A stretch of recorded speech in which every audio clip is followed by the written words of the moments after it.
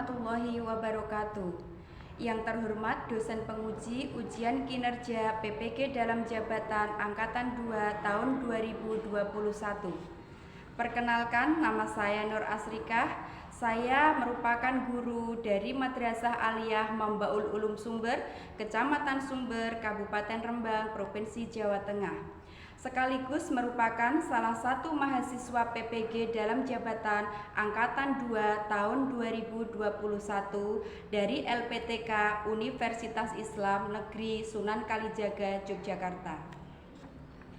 Pada kesempatan hari ini, Senin 29 November 2021, saya akan melaksanakan praktik pembelajaran untuk memenuhi ujian kinerja dengan materi ibadah kurban.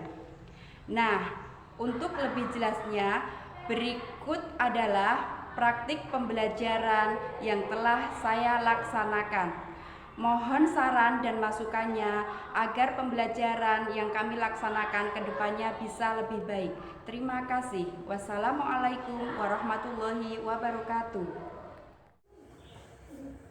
Assalamualaikum warahmatullahi wabarakatuh. Waalaikumsalam warahmatullahi wabarakatuh. Selamat siang anak-anak. Siang, Bu. Bagaimana kabarnya siang hari ini? Baik. Sehat semua ya? Sehat. Semangat semua ya? Semangat. Alhamdulillah. Oke, tapi sebelum pembelajaran pada siang hari ini kita mulai, terlebih dahulu kita berdoa bersama. Silakan kepada Mas Komting, Mas Takim dipimpin teman-temannya untuk berdoa. Doa mulai. Bismillahirrahmanirrahim. Raditu billahi robba wa bil islami dina wa bi Muhammadin nabiyya wa rasula. Rabbi zidni ilma warzuqni fahma. Amin ya rabbal alamin. Oke, terima kasih. Anak-anak, untuk hari ini siapa yang tidak masuk? Ya, masuk semua ya? Alhamdulillah, itu tandanya, itu artinya anak-anak dalam kondisi sehat semua. Meskipun begitu, jangan sampai kita lalai dengan yang namanya protokol kesehatan. Ya, kita harus menerapkan yang namanya protokol kesehatan dimanapun kita berada. Oke, sebelum kita masuk pada materi hari ini, terlebih dahulu Ibu akan menayangkan beberapa slide. Nah, dari slide yang kalian amati, nanti anak-anak dapat mengetahui sekiranya untuk hari ini materi apa yang hendak kita pelajari. Seperti itu. Jadi Ibu punya slide untuk dapat kalian amati. Nah, jadi Ibu memiliki beberapa tayangan slide. Dari sini nanti anak-anak bisa mengetahui kira-kira hari ini kita akan belajar mengenai apa. Silakan anak-anak diamati slide-nya. Untuk slide yang pertama, ini kira-kira gambar apa? Gambar orang sholat secara berjamaah. Jamaahnya banyak sekali ya. Nah, kira-kira ini sholat apa? Kenapa tidak berada di dalam masjid? Untuk slide yang kedua, berikutnya silakan anak-anak amati. Ini gambar apa? Ini orang sujud. Terus di dekatnya kenapa sujud di sebelahnya kok ada kambing? Kira-kira apa hubungannya orang sholat dengan kambing? Nah, kita dapat lanjutkan pada penayangan slide berikutnya, slide yang ketiga. Pada slide yang ketiga di sini nampak jamaah haji sedang melakukan yang namanya apa? Pelemparan jumroh. Pelemparan jumroh. Apa hubungannya orang sholat dengan kambing? Kambing dengan jamaah haji. Maka dapat kita amati pada slide yang berikutnya. Nah, pada slide yang keempat di sini ada jamaah haji sedang melakukan wukuf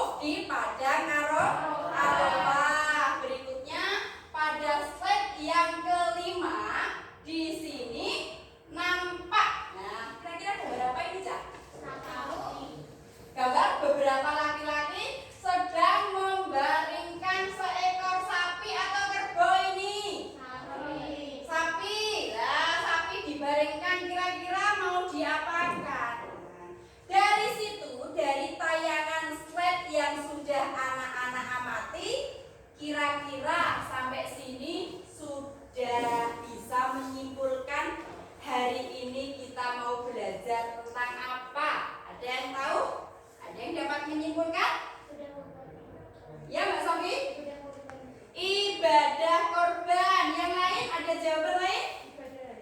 Ibadah haji. Masuk akal semua ya, kambing ibadah korban. Ada jamaah haji ibadah haji. Terus ada jawaban yang lain? Apa kira-kira? Ibadah korban ya. Jadi super sekali jawabannya Mbak Sofi. Untuk materi kita pada pembelajaran hari ini adalah mengenai ibadah korban. Di mana pada materi sebelumnya kita sudah belajar mengenai zakat. Untuk hari ini kita belajar mengenai ibadah korban. Lalu apa hubungannya? Apa hubungannya ibadah korban dengan haji? Nah, ada hubungannya karena ibadah korban itu dinamakan juga dengan hari raya haji. Seperti itu. Nah, tapi sebelum kita ke materi, kira-kira Bunda mau tanya dulu. Satu kelas ini ada yang tahu apa yang dinamakan dengan korban? Korban itu apa toh? Kira-kira korban itu apa? Korban adalah menyembelih binatang pada hari raya Idul Adha dengan niat beribadah untuk mendekatkan diri kepada Allah dan dilaksanakan pada hari Tasyrik 11, 12, dan 13 Zulhijjah. Iya, super sekali. Korban melakukan penyembelihan hewan-hewan tertentu ya, hewan-hewan tertentu pada tanggal 10 sampai 13 Zulhijjah. Tujuannya apa toh kira-kira korban itu sendiri? Ayo coba, apa tujuan daripada ibadah korban? Untuk ibadah korban, ada yang tahu tujuan dari ibadah korban?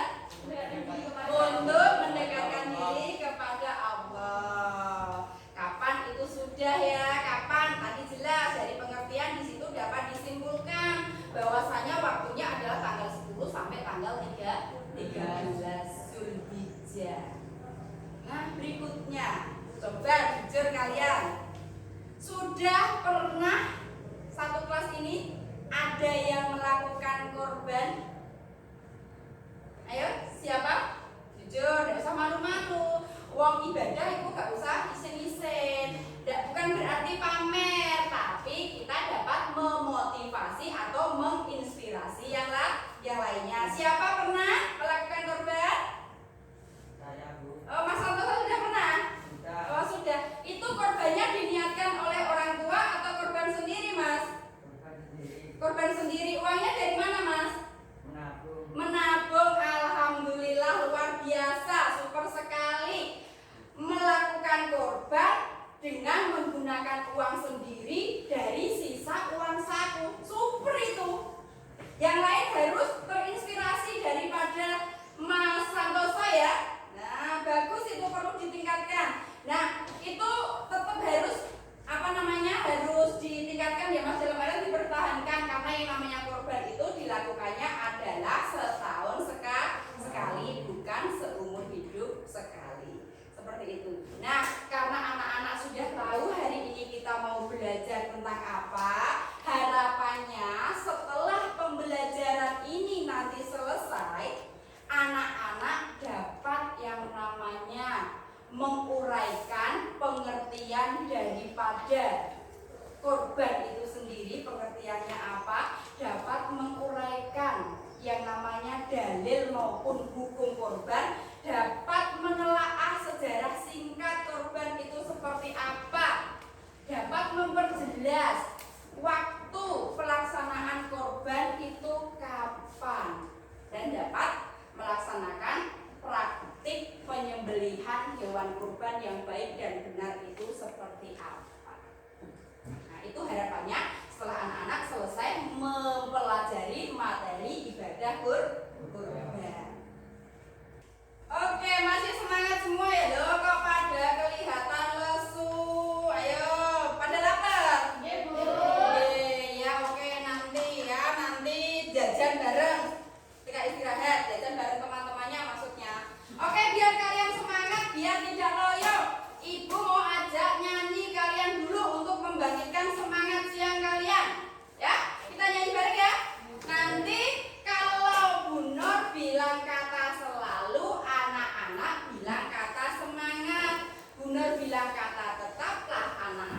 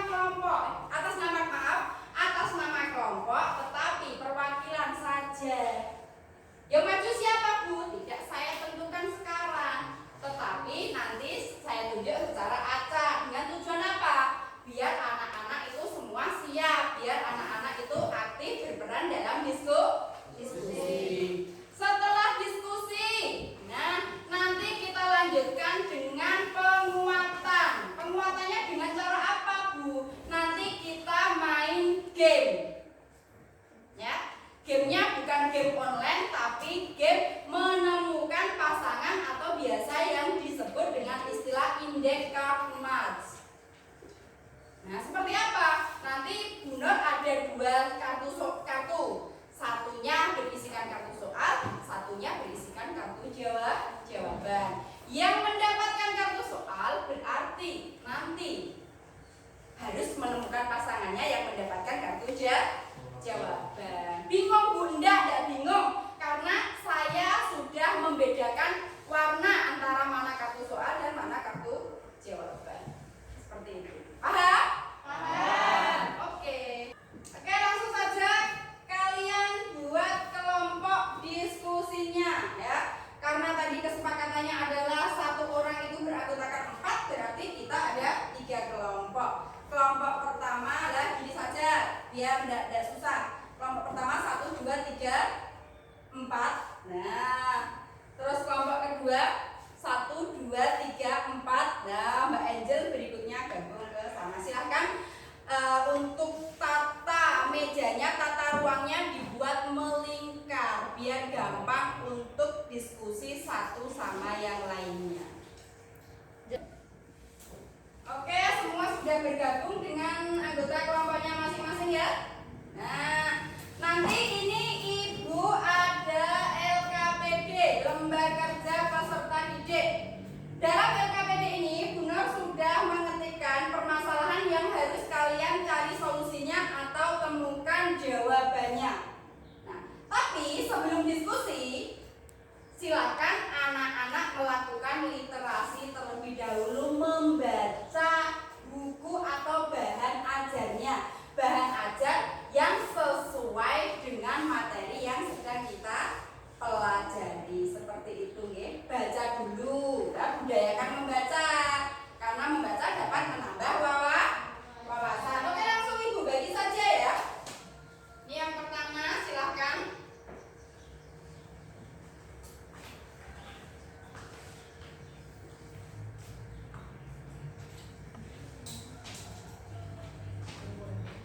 Silakan ini dikerjakan di LKPD langsung. Nah, LKPD yang sudah Bu Nur siapkan.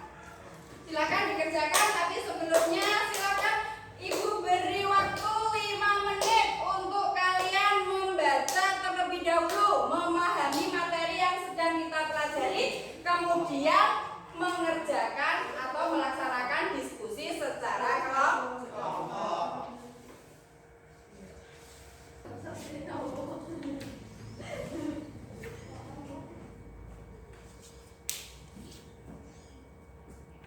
Ayo dikerjakan, jangan ngobrol saja.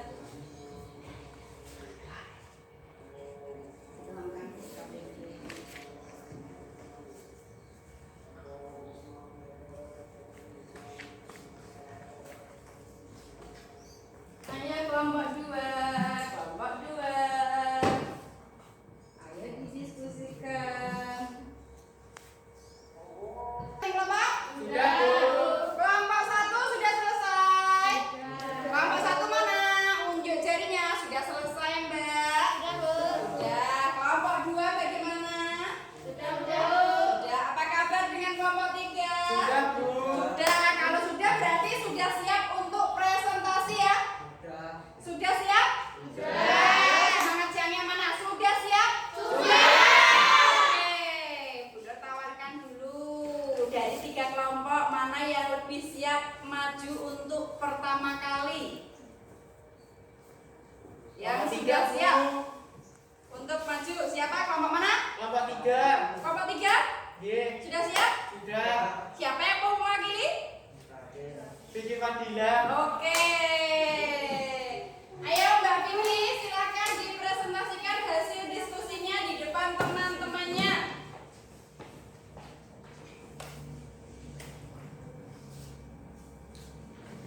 Assalamualaikum warahmatullahi wabarakatuh.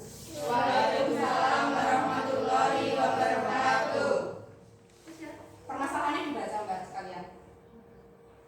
Saat hendak diantar ke tempat penyembelihan hewan kurban oleh panitia, di tengah perjalanan beberapa ekor hewan kurban ada yang mengalami cedera karena berkelahi satu sama yang lain. Berdasarkan ilustrasi tersebut, bagaimana pendapat kalian mengenai hewan tersebut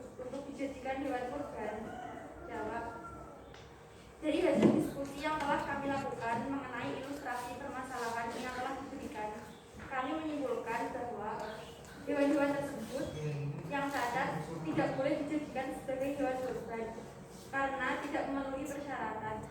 Dari peristiwa tersebut sepenuhnya menjadi tanggung jawab pihak panitia untuk mengganti hewan kurban tersebut yang semula dalam kondisi baik, akan tetapi karena kelalaiannya hewan kurban tersebut menjadi cacat. Dan dari peristiwa itulah dapat diambil hikmah atau pelajaran, yaitu pihak panitia harus lebih berhati-hati dalam mendistribusikan hewan kurban saat dibawa ke tempat penyembelihan. Sudah cukup? Cukup. Oke, kita beri aplaus untuk kelompok 3. Berikutnya langsung saja Bunda tunjuk untuk kelompok 2. Silakan diwakili sama Mbak Angel. Ayo Mbak Angel. Kenapa ngantuk? Ya, untuk memaparkan maskernya bisa diturunkan sementara, enggak apa-apa. Enggak. Ya, ayo dipaparkan. Karena jumlah hewan kurban yang begitu banyak, akhirnya panitia kurban di suatu desa tertentu memutuskan untuk melakukan penyembelihan di malam hari raya pada tanggal 9 Zulhijjah dengan tujuan agar daging kurban bisa didistribusikan pada waktu tepat waktu. Bagaimana pendapat kalian mengenai ilustrasi tersebut? Waktu penyembelihan hewan kurban dimulai dari tanggal 10 Zulhijjah selesai salat Fitri sampai Idul Adha sampai pada tanggal 13 Zulhijjah sebelum matahari terbenam. Di luar waktu tersebut melakukan penyembelihan hewan kurban tidaklah sah. Artinya apabila hewan tersebut disembelih sendiri oleh yang berkurban, maka sebenarnya tersebut dianggap sebagai penyembelihan biasa, bukan masuk dalam pahala kurban. Apabila yang menyembelih panitia, maka haram hukumnya, karena mereka telah berbuat zalim kepada sahibul kurban. Karena mengenai waktu penyembelihannya hewan kurban sudah jelas, yaitu tanggal 10 sampai 13 Zulhijjah. Apapun alasannya tidak dibenarkan melakukan penyembelihan hewan kurban di luar waktu yang telah ditentukan. Oke, kita beri aplaus untuk kelompok 2. Sebelum kita berlanjut pada kelompok yang terakhir atau kelompok berapa yang belum berarti? Kelompok 1. Terlebih dahulu dari kelompok yang lain, atas apa yang sudah dipaparkan temannya di depan, ada yang mau ditanyakan sebelum berlanjut ke kelompok 1? Tidak. Sudah paham semua? Ya, oke. Setelahnya kita lanjutkan dengan kelompok 1. Ayo, kita lanjutkan berikutnya karena diskusinya sudah selesai, tidak ada yang ditanyakan karena merasa sudah paham semua. Untuk mengetes sejauh mana pemahaman kalian mengenai materi hari ini, kita lanjutkan dengan game menemukan pasangan atau biasa dinamakan dengan apa tadi? Indeks karmat. Di mana Ibu memiliki 2 kartu. Kartu sebelah kanan warna buram. Warna buram berisi kartu soal. Kartu yang Ibu pegang sebelah kiri kartu warna putih. Warna putih berisikan kartu jawaban.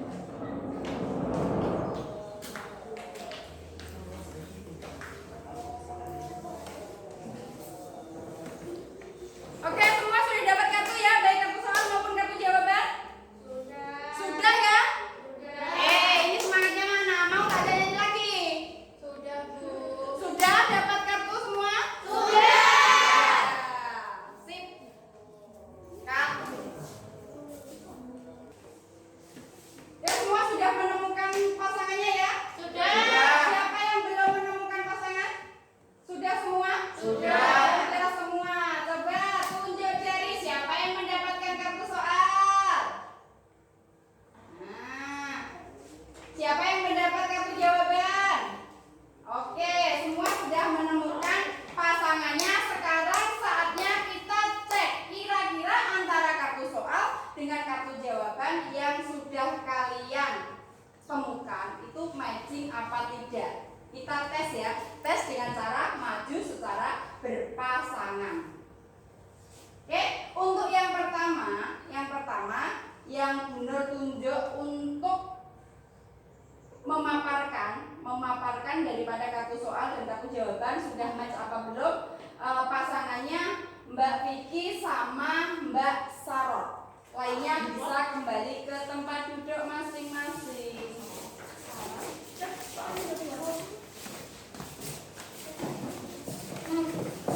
Silakan kartu soalnya dibaca sayang. Latar belakang terjadinya ibadah kurban. Dalam Islam, perintah untuk berkurban kita mengenal dari kisah antara Nabi Ibrahim alaihissalam dan putranya bernama Ismail alaihissalam. Yaitu dalam mimpinya Ibrahim diperintahkan untuk menyembelih Ismail, seperti dijelaskan dalam Al-Quran surah As-Saffat ayat 102.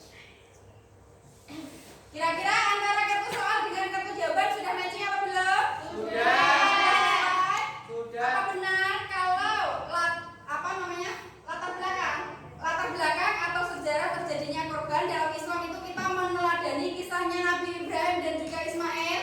Benar apa tidak? Benar. Oke, bisa kembali ke tempat duduk. Kita beri aplaus. Oke, berikutnya dilanjutkan pasangannya Mbak Mila sama Mbak Inaya. Silahkan, kira-kira antara kartu keduanya sudah match apa belum? Kita tes bareng-bareng. Ayo maju ke depan Mbak, Mbak cantik.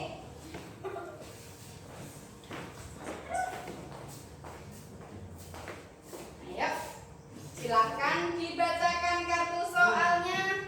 Dasar hukum kurban. Berkurban merupakan ibadah yang disyariatkan bagi keluarga muslim yang mampu. Adapun dasar diperintahkannya berkurban dijelaskan dalam Al-Quran surat Al-Kautsar ayat 1 sampai 2 dan surat Al-Hajj ayat 34. Oke, sudah matching apa belum anak-anak? Sudah. Apa benar kalau Al-Kautsar itu menjelaskan mengenai perintah korban? Benar. Apa benar? Artinya surat Al-Hajj ayat berapa tadi Mbak? 34 itu memerintahkan untuk korban juga? Benar. Berarti sudah matching. Karena sudah matching bisa kembali ke tempat duduk. Terima kasih. Yang berikutnya bukan kelompok, pasangan yang berikutnya. Pasangannya siapa? Mas Mustaqim sama Mas Santoso. Monggo, ayo kita tes. Bukan tes rasa, tapi tes matching apa tidak antara kartu soal dan kartu jawaban. Di depan situ saja, jangan membelakangi. Ayo. Kurban dilaksanakan pada tanggal ibadah kurban jatuh pada tanggal 10 Zulhijjah. Adapun waktu yang ditetapkan untuk menyembelih kurban yaitu sejak selesai sholat Idul Adha atau 10 Zulhijjah sampai terbenam matahari tanggal 13 Zulhijjah. Gimana? Sudah matching apa belum? Sudah. Antara kartu jawaban dari soal benar-benar matching apa belum? Sudah. Apakah benar kalau korban itu dilaksanakan mulai tanggal 10 setelah sholat Idul Adha sampai tanggal 13 sebelum matahari terbenam? Benar. Oke, silahkan kembali ke tempat duduknya. Oke, diskusi sudah, gamenya sudah sampai di sini. Sebelum kita pada tahap kesimpulan, mungkin anak-anak ada yang mau ditanyakan terlebih dahulu terkait dengan materi? Ada? Iya, Mas Hakim, silahkan. Jenis-jenis hewan yang bisa digunakan untuk kurban. Oh, mengenai jenis-jenis atau karakteristik hewan-hewan atau binatang yang dapat dijadikan sebagai binatang kurban. Ada yang tahu? Ada yang bisa membantu daripada pertanyaan Mas Mustaqim? Nah, Jadi gini, untuk jenis atau karakteristik binatang ataupun hewan yang dapat dijadikan sebagai binatang korban itu meliputi beberapa hal atau beberapa macam. Yang pertama, ada yang namanya onta. Kalian tahu apa itu onta? Tahu. Onta ini harus memiliki persyaratan. Artinya apa? Tidak sembarangan onta dapat dijadikan sebagai binatang kurban. Harus memenuhi persyaratan. Di antaranya masalah umur. Untuk onta, sekurang-kurangnya usia berapa sehingga onta tersebut dapat dijadikan sebagai hewan kurban? 5 tahun. Pinter, 5 tahun. Terus yang berikutnya ada onta, ada kerbau ataupun sapi. Ada yang tidak tahu apa itu kerbau, apa itu sapi? Tahu semua ya? Untuk kerbau ataupun sapi itu ada ketentuannya. Umurnya, usianya berapa untuk kerbau ataupun sapi? 2 tahun. Minimal atau sekurang-kurangnya 2 tahun. Ada lagi kambing maupun domba. Ketentuan umurnya untuk kambing ataupun domba 1 tahun. sekurang-kurangnya itu berumur 1 tahun. Dan ingat, untuk jenis binatang atau hewan yang sudah Bu Nur sebutkan tadi, kesemuanya harus dalam kondisi sehat, tidak ada cacat fisik. Cacat fisik berupa apa?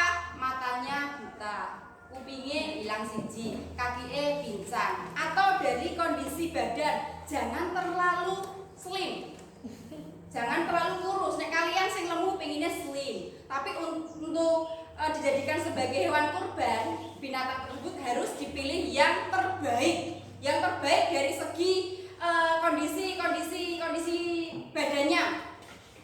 Harus dipilih yang gemuk.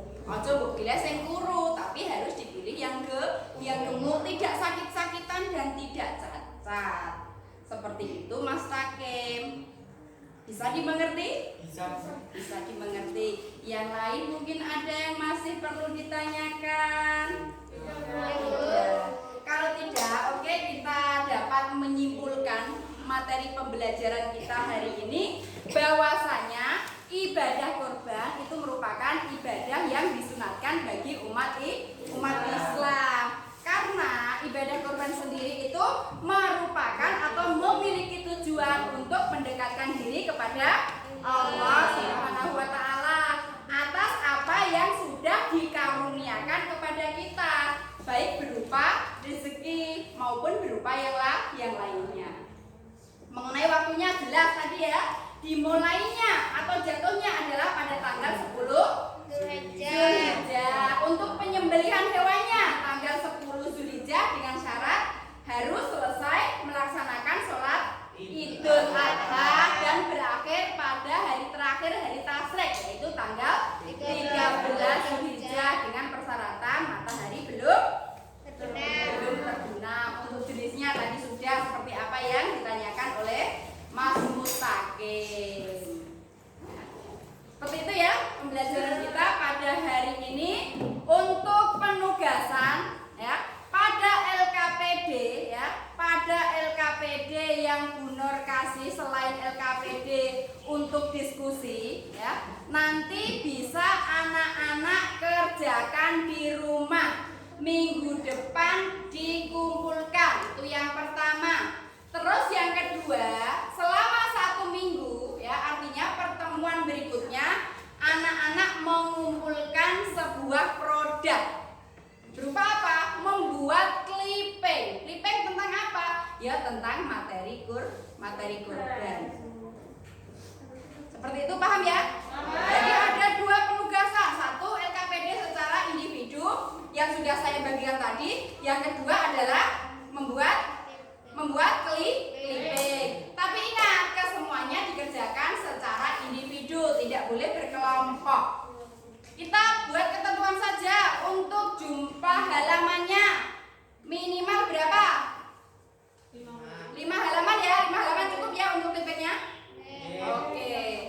Kalau memang dirasa cukup untuk pertemuan hari ini, kita cukupkan sekian. Untuk pertemuan berikutnya masih pada materi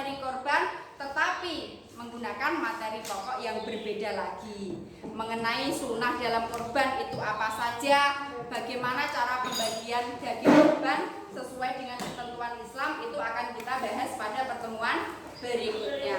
Oke, kita sudahi pertemuan hari ini ya.